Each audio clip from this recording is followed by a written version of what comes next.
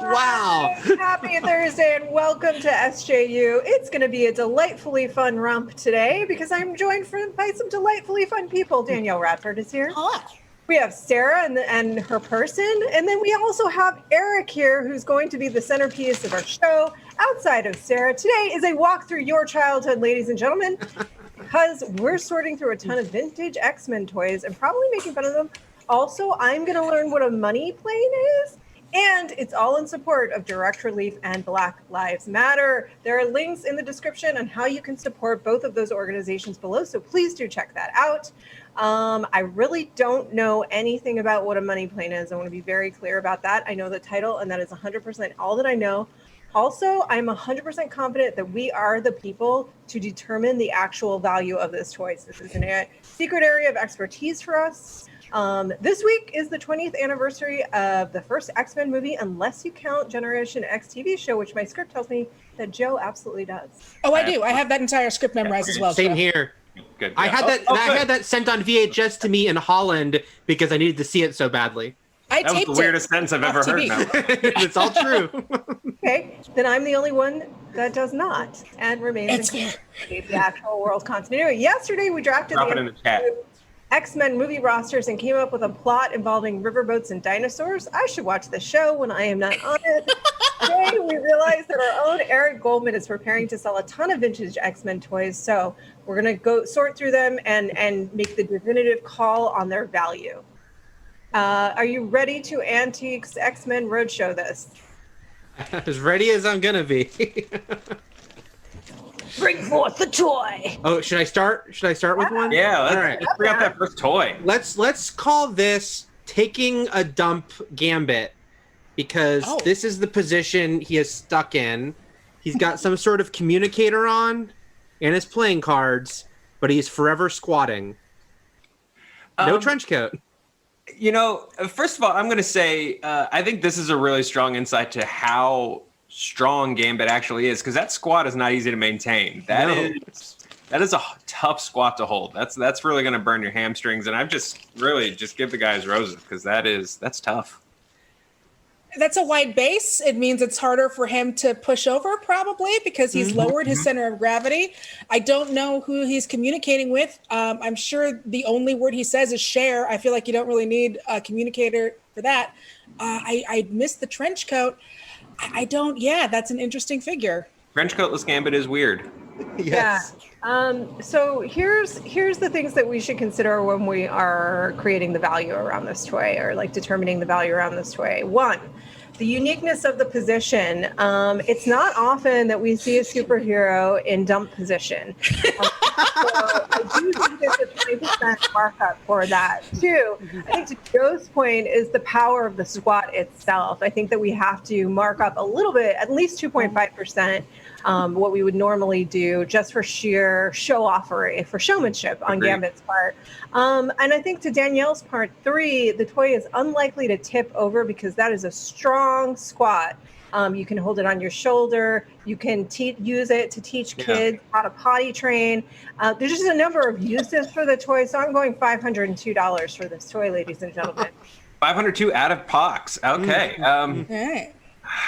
I know, which I think is a good, I was initially going to go a little lower than that, but I do think because of I also like just the added Jiminy Cricketness style play that Eric just demonstrated with him on the shoulder, which I do think that's a morality thing for kids, and I do think that there's some extra value there, and maybe even some adult X-Men fans on the internet could use a Gambit Jiminy Cricket. I'm going to go $350. $150. I am now taking into consideration 2 kinds of dumps. One, the one that Roth mentioned, the aforementioned, he is in dump position. And 2, as Cisco famously said, he's got dumps like a truck. And I think when you consider both of those things put together, I'm going to co-sign with Roth. I'm going to say I will do 2 under and say 500, but only because he is missing the trench coat. So Eric, it is I think the advice of this council that this Gambit goes on eBay for a minimum bid of $500. $500. That I sounds great. think we did just say that. You know how much Taco Bell I'm going to get with this guy? That's great. That's a lot of Taco Bell. Yeah, Yes. that's a I'm worried about you amount of Taco Bell. Well, the good thing about Taco Bell is you actually don't have to refrigerate it. It will preserve itself. That's right. Did you know that there's a new grilled cheese burrito at Taco Bell? Well, this episode's not brought to you by Taco Bell. But I know, Joe. Don't worry. It is a self-preserving food item. We're going to want to hear in the comments below if you have different opinions than we do about the pricing around these toys, but just know that we are the experts. I don't see how that could. Experts. All right, next, I believe this gentleman's name, if I'm remembering correctly, this is X-Treem. Extreme. Oh, yeah! Adam X. Look at this guy. Blades for miles. I guess the Shredder could be an influence, but it really feels like he's just going to harm himself with how many blades he's put on himself. Now let's talk about the hair. He's got sort of the two braids. He's also got a man bun. Heck yeah. More blades on the back. Got a couple axes there. A couple of back blades. Yeah, back blades. You got to get the black blades. This guy is ready for blading in every way possible. And he's got he's got the facial hair. He's got a lot going on here. What do we think of our friend Extreme? I love a guy who looks like he probably tuned the guitars for Korn during the first Family Values tour. And I love that he's been captured here in action figure form. That said, he's not an A-lister like maybe Gambit, so I think that's going to take the price down a little bit. I have to agree with Joe's initial take. Did I lose you, Joe? No, Joe's there. Oh, he's there. Okay, good. He's just contemplative. He's thinking about Extreme. It's hard to know if Joe is frozen or thinking sometimes. That's our next game, frozen or thinking. Every 30 seconds or just do one of these. So, hey, I think you're right, Joe. He is a little lower tier. He's also not in any particularly unique position. He's just sort of standing there. But what I will say that he has going for him is really the hair. And I think that we shouldn't undercut the value of the coiffing. Is that the right word? I'm going to say he's worth a solid $23. I think that's fair. Ooh, to build on what Joe said, Adidas all day long. I dream about X-Men. I'm trying to figure out if he was from Age of Apocalypse, because that makes a lot of the extremeness make a lot more sense. No, unfortunately, no. He was not. He was just 90s. He was just from the 90s. Well, and everything 90s is good now, and you cannot discount the hair. He's got those really angular eyebrows, which that is nothing but extreme. I worry about his back health because he's just got a lot going on up top. And Eric, can I see his legs? Yes. Look at his. Yeah, and it does look like he's skipping leg day a little bit for everything that he's got on top. So I am going to have to say for Extreme, I think you should sell him for a smooth $17.59. Okay, and I wonder, I don't want to just, disagree with our own internal logic here as the Council of Owls, but I guess it's a Parliament of Owls. In any event, my concern is are we undercutting the value of a rare character versus a very known character that would have had a lot of toys? I mean, I definitely hear that. And speaking of undercut, it looks like in addition to the top knot and the braids, he also has an undercut. So just even more going on with the hair. But I don't know. I feel like in Toyland, maybe lesser known character might mean less value. So I think you should go with your initial low bid gut Roth. I'm going to live in that world too. I'm going with $3.50. Okay. Wow. Minimum. I'm gonna say that for every person who loves a Gambit, there is one kid out there for whom Extreme was their favorite character. They bought everything with Extreme in it. They love Extreme. And that person is now 45 years old and is looking everywhere for an Extreme figure with somewhat of a disposable income. So I am going to raise that price from $17.59 to $70.59 for the rare Extreme fan out there who will pay the money. All right, chat. The Council of Experts has determined that this Extreme figure is worth anywhere between $3 and $79. eBay. All right. We're going to do one more toy, and then we want to hear from you guys. So, Eric, what do you got that's just like weird?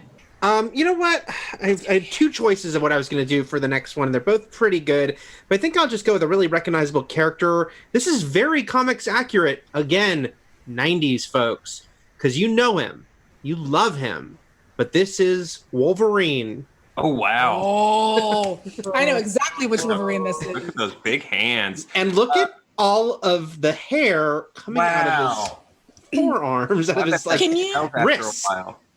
Can you do me a favor, Eric? And can you rub the hair and tell us what the texture feels like? It's very soft. It's like my cat Bellatrix. Yes, it's pretty soft. Let's make note. He's got some very torn pants. Ooh, almost some booty showing there. Yeah. The pants. It's a little bit of skin. He's also in. I wish we had known that there was another figure in squat position. I didn't know. He's squat, not as extreme a squat, not as extreme as extreme, not as extreme a squat as Gambit, but he's still pretty squatty. He's got the bone claws. This was bone claws era, which do retract. Bone claws, really? Yeah. They sort of retract. You can't put them all the way in, but you can make them longer. Well, Roth, and as we get into this guy, I also want to let you know that Chad is actually finding some of these toys on eBay as we speak. So maybe Ryan can chime in with some actual. I do want to say this is by far one of the worst takes on Wolverine in the comics, but how did it make the best Wolverine toy? It has real fur that you can pet and be friends with. I like this one. I'm going $30. I like this one a lot. I gotta say, I like this one a lot because it's I think the Wolverine, in terms of really truly feeling a little bit like half man, half beast. I like that the claws are out, but that they are the bone claws. I like the fact that he looks like he also could be going out for the evening. He's got a mask on. So he's also, well, no, it's covering the wrong part of his face. Wrong part of the mouth. Yeah. Knocking him down $3. I'm going $22 on this guy. $22. $22. Okay. $22. I think my favorite part, besides those big arms, is the fact that his mouth is just wide open. And when you see, look at that. Can you move his mouth up closer to the camera? Yeah. Look at the teeth and tongue detail on that figure. You can see each individual tooth. His tongue looks very ripe. He almost looks like a Pez dispenser. Strictly for the attention to detail paid to the teeth and the tongue. Oh, yes, Roth. Is he a Pez dispenser too? He kind of looks like one. Eric, find a piece of candy to put in Let's him. see if I can jam some Pez in his butt and come out of his mouth. I bet that you could, if you decided that you wanted to use him as a Pez dispenser, you could. Ooh, or you could make him as a fancy Christmas nutcracker. I feel like anyone with DIY intentions could make this into something more. They could elevate the figure. And because of that, because he is so multi-use, I am going to go with $42.17. Okay, guys, we have determined that this Wolverine is worth, what did we land on? $42, I think, sounds like a solid bid. $42. The experts have weighed in. And now, Ryan, we do want to hear from the chat. Okay, 1 second. Chat's waiting for me to stop chewing. Unbelievable, Ryan. We warned you a whole bunch. I'm multitask. You did warn me. That's on me. So at Panther did chime in. It looks like he found the butt squat Gambit. And I'm seeing this. Brace yourself, Eric. You're about to become a very rich man. I'm seeing some eBay ads. It looks like it's the same one. I'm seeing $7.25 is the highest one I could find. Wait, we have $7.25. I mean, I think we said $70.25. Right. Yeah. So we can start high on the bid, but right now I'm seeing a $3 one. I'm also seeing a $5 one. So it varies from price to price, but Yeah. $7.25. Thank you, at Panther, for We could drive up the market. 100%. Now they have his I don't know how media this value. works. Yeah. Here's a special cameo by Forearms, guys. Oh, he has, forearms. He has 4 arms. That's why his name's that. See? I had Ryan, anything else from the chat? They're guessing prices right now, and they're saying that I'm allowed to chew, which I appreciate them for supporting me as well, just in general. I support Ryan, you guys. Come on, man. I support Ryan and his whole life journey. Yes, I appreciate that as well. If I find any more real valuations, then I'll send them over to you guys. I know we want to move on. I'm just going to quickly show off Banshee with a caved-in chest because he's got a whistle in his back. See, guys? Oh, I think we're going to have to talk about that. And his wings expand, so he's got a lot going on, Banshee. I had actually. That's an earlier figure. That's from the original line, right? No, it's from like second or third line. Oh, okay. Because I know there was a Banshee in that original like comic book. Yeah, but he was very early. Okay, yeah, he's early. He's got a functional whistle. That's cool. That can keep you safe on these streets. That's what I was thinking. Like, that's a utility play, too. To Danielle's earlier point, that's a utility play. That is a figure that you could give to someone that also could keep them safe. And like, that's an actual superhero figure. Like in the event that they should need a whistle. Can we hear the whistle again, please? We can. I mean, this is a 25-year-old whistle, so. It's a little weak. That would maybe if your attacker was smaller. Yeah. They'd be driven off. That's right. It is a little. Eric, I've noticed that sort of quietly. I've noticed that, and I don't know if you do this with all of your toys, but I've noticed that I feel like a big criteria for you is if they can sit on your shoulder, because you've done it with everyone. Well, I tried it especially with him because he was also squatting, but only Gambit would truly sit on my shoulder. So, That's incredible. Gambit is a true pal, is what I'm saying. Yeah, when there were two sets of footprints in the sand, Gambit was That's right. on your shoulder. I think if you could fix the whistle, he's worth $36.23. I think this is when we cross over with that Netflix show, Repair Shop, which is just about old British people fixing antiques. It's delightful if you've never seen it. Maybe one of them could fix the whistle.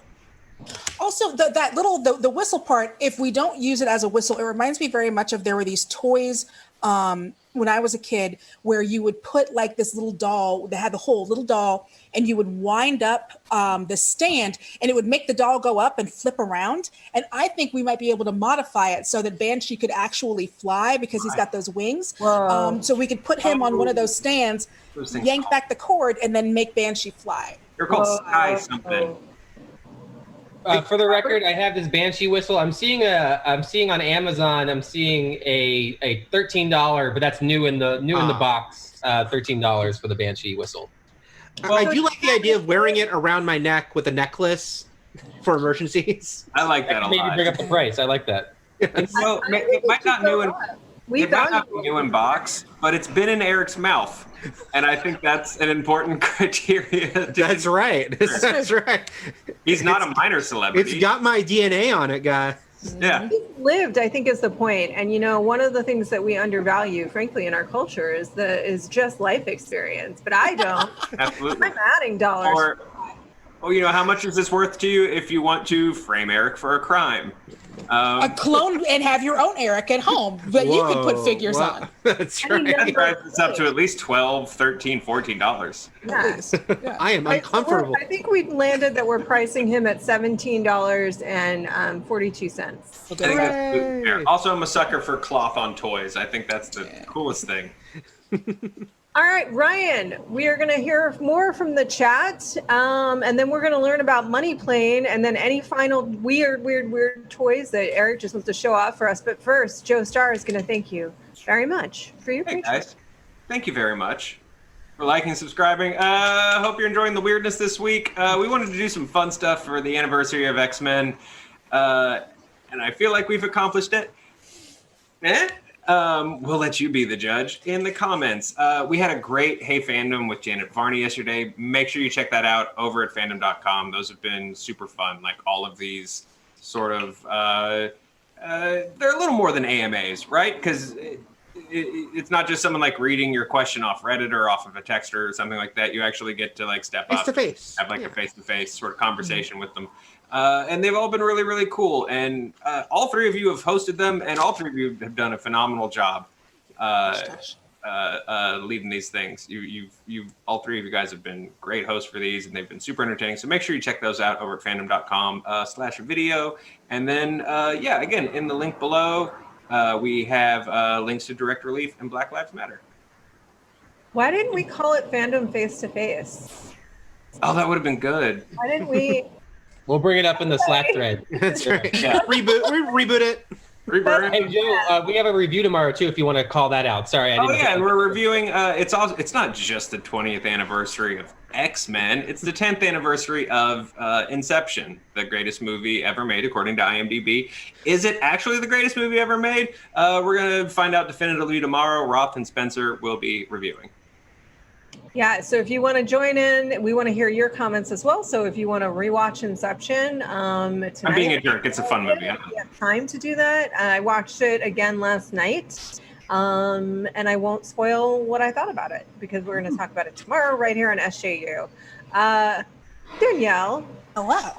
Hi, what is a money plane? Because I will say that over the last week, two things. This has constantly come up in chats, in Slack chats. My wonderful partner, who is delightful, listens to the show every day. So he told me, hey, they want to tell you what money plane is, so don't look at anything about it, which I have not. I don't know what it is. I don't know who's in it. Is it a movie? Is it a TV show? Is it a dog? I don't know. You know, the great thing about Money Plane, which they do explain during the trailer and everything, the money plane can be anything you want. So the movie Money Plane is about a guy who is this great burglar, and he is played by Adam Edge Copeland. He is an ex-wrestler, sometimes current wrestler, and Kelsey Grammer approaches him, the Beast himself, because there is a plane where anything goes on this plane. And according to Kelsey Grammer, the baddest MFers in the world are on this plane. Just crazy action. Like you can, there's a bunch of crypto on there that he needs to steal. Again, because the best way to have cryptocurrency is physical. Wait, yes. That was my first question. Sorry. No, we don't know. Is pointedly not physical. Uh-huh. Yep. Mm-hmm. So he's gonna go steal. So he's gonna go steal physical crypto, and yeah. So it's his job is to get on this plane, and the idea is it flies, and because it's in the air, they can do whatever they want. And it's an international airspace. They just go over international waters. They just circle international waters. They don't bring up international water. They just say international airspace. Yeah. Oh, sorry. I guess that makes more sense. They're in international airspace.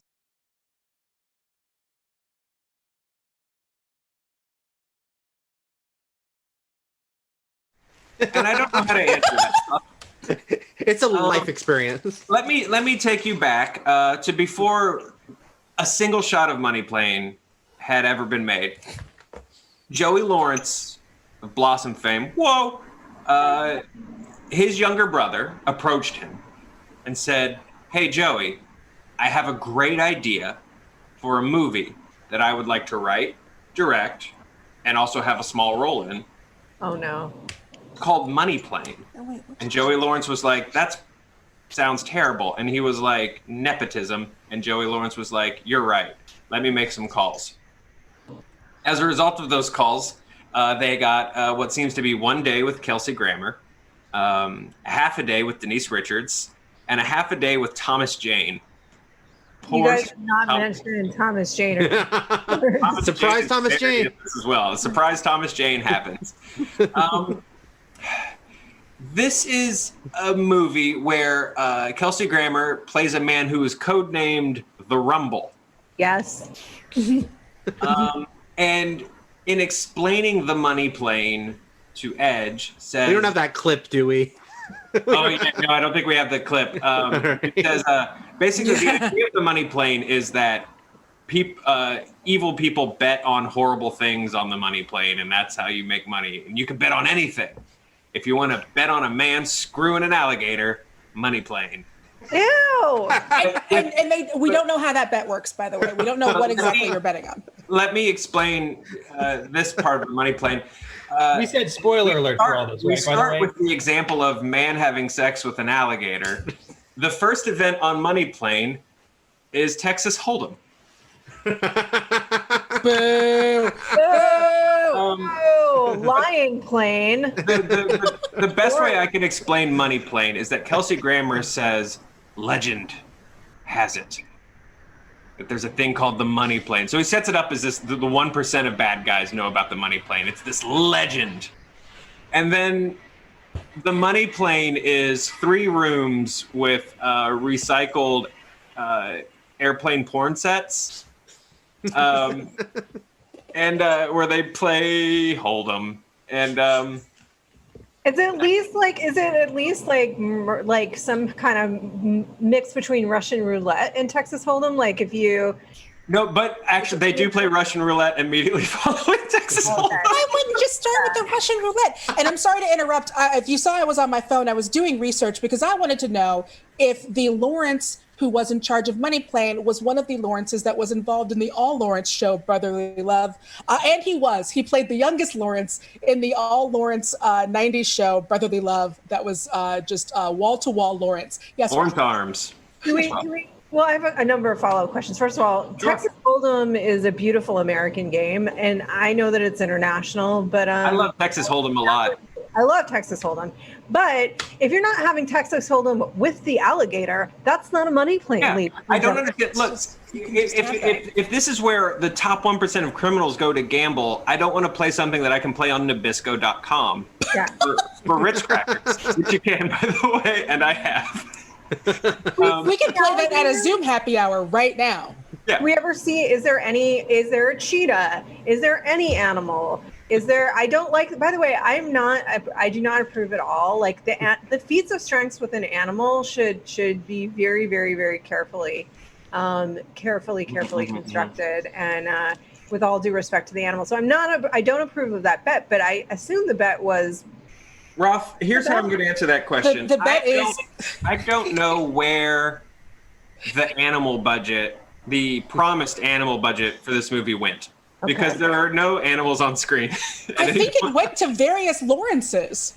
No animals were harmed making Money Plane because no animals are in Money Plane. I think all the money went to, at one point, there's a drone with a gun taped to it that shoots people. I'll tell you where I would like that bet. If the bet really was more like a she's all that kind of bet, where it was like, oh, ha, ha, ha, ha, ha, can you get the alligator to date you? You know, I like that. Ultimately, they just like he falls in love with you. Roth, would you like it if it was like a 10 things I hate about Chew, where you're trying to get the alligator and the person they both have to make the relationship work, but they just can't. I think you see where I'm going with this. It sounds like it's disappointing. Not much happens. Like it sounds like the Wolf of Wall Street plane was more of the Money Plane. You know, Roth, it really is a series of highs and lows. On one hand, there's an evil character who says the line, someone's like, that's against the rules. And he says, rules were meant to get effed. And it's a great line. And then there's another man who plays like a Yosemite Sam-esque Texan with like a very clearly fake mustache glued to his face. So, you know, there are highs like that are just like, oh man, this is great. But then there are lows like star of the film Edge in this action movie sits in the cockpit of the plane and flies the plane, and then the people that work with him do all the action bits. Edge spends about 90% of this film sitting, and it's very frustrating and perplexing. And again, can't stress enough, professional wrestling. And can't stress enough, you already have some sequences on planes now, like the best and only really good sequence outside of the glacier in the last Fast and the Furious was on the plane where Jason Statham's running around with the baby. Like, you have a bar. You got snakes on a plane. Yeah. Ladies and gentlemen, I don't know. They didn't even have snakes. A Money Plane, there better be a freaking shark on that plane. I don't know how. Don't care. No sharks on this plane, but there were several Lawrences. Yeah. I had no idea about the Lawrence connection. That's amazing. I didn't hear. I was like, I was investigating, and I was like, who played that guy? Because he's goofy. Oh, the director. Oh, he also wrote it. Oh, he's Joey Lawrence's brother. And Roth, the best thing about Money Plane is that it is a smooth 82 minutes long. Yes, it is only 82 minutes long. So if you got 82 minutes to kill, Roth. I got nothing but time.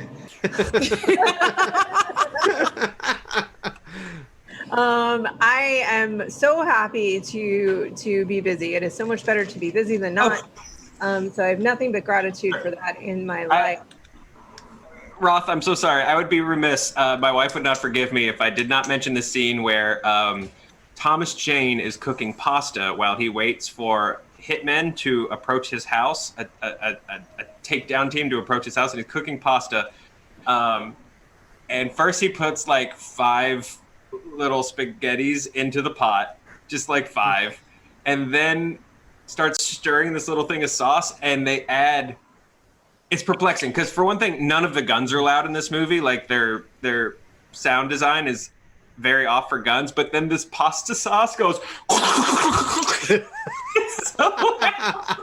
Now you're making it sound good. That makes it entertaining. I would be remiss if I did not bring up the sauce.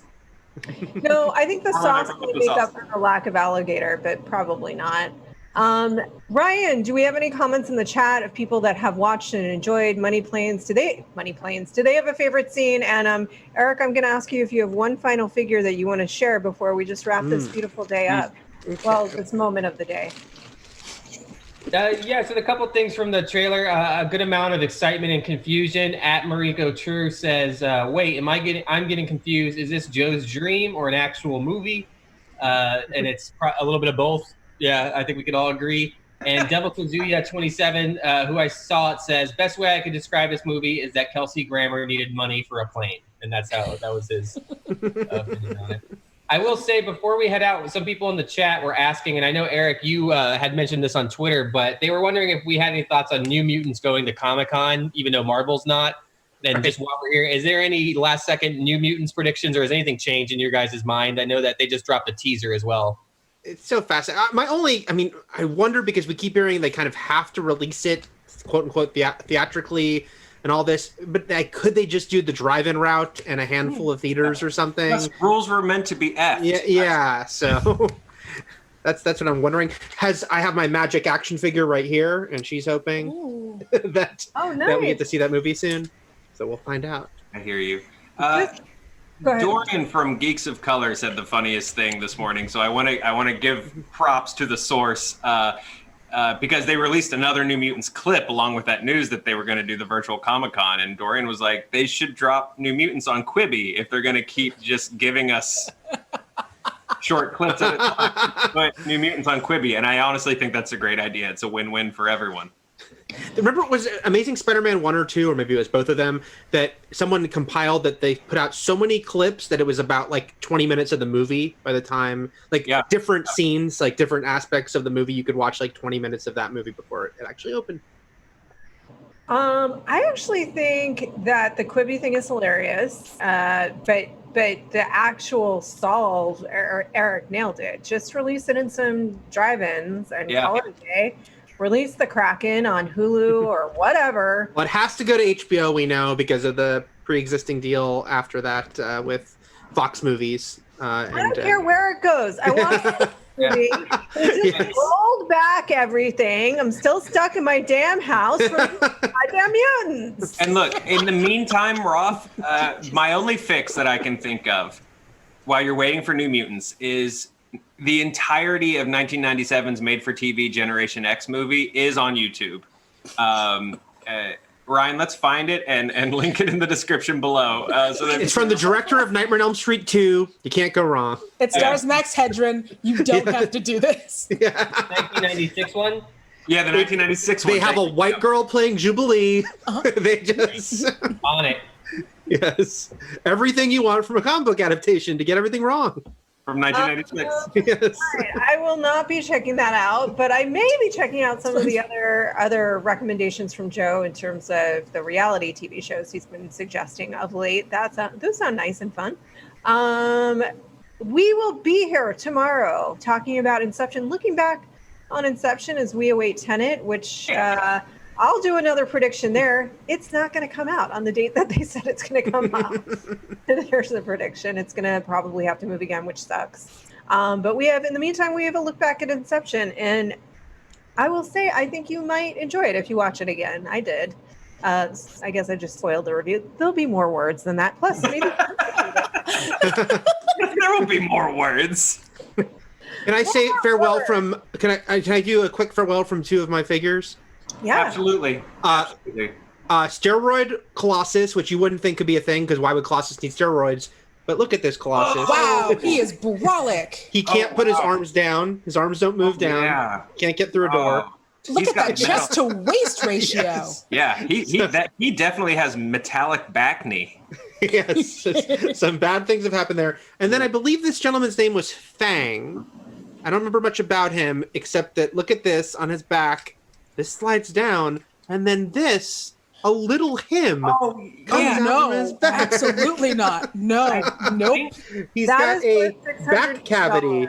Yes. I think he's shows up in Executioner's song somewhere. I think he's a Liberation Front guy. Let's see if I can make him pop out. I'd be wrong. There you go. I think I'm wrong. Never mind. He's my favorite character. I think like Stripes duties, but I can't remember. He has a Thunderdome vibe. He does have a Thunderdome vibe. Master Blaster. Look at these guys' waist to shoulders. Jesus. The 90s were a beautiful time. Yes. You guys, the dream of the 90s is alive right here in this video space. All right, bye.